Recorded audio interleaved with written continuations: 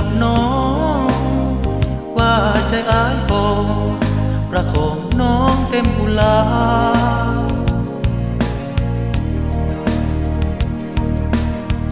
น้องอาจบ่เลี้ยวฟังหักอ้ายสันใดอ้ายยังต้องหวังบ่ลาขอเพียงแต่น้องเพียงแต่น้อง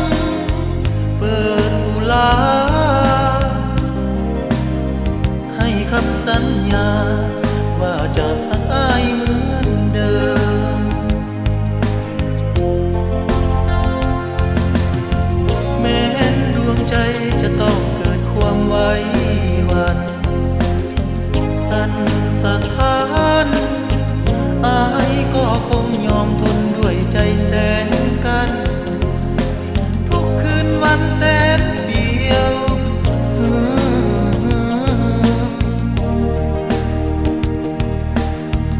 อ้ายอาจจะหักน้องได้แน่น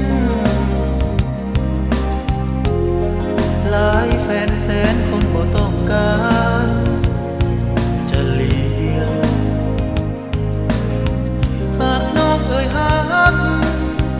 อ้ายจะหักบ่โคตรเลี้ยว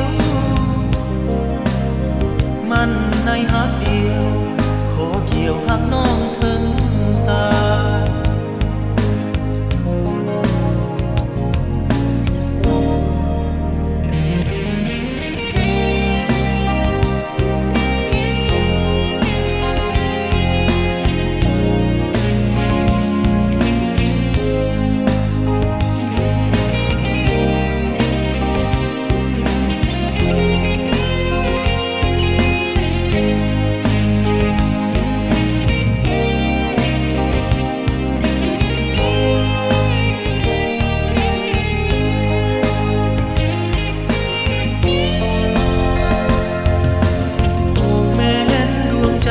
จะต้องเกิดความไว้วันสั่นสะท้านอ้ายก็คงยอมทนด้วยใจแสนกันทุกคืนวันแสนเดียว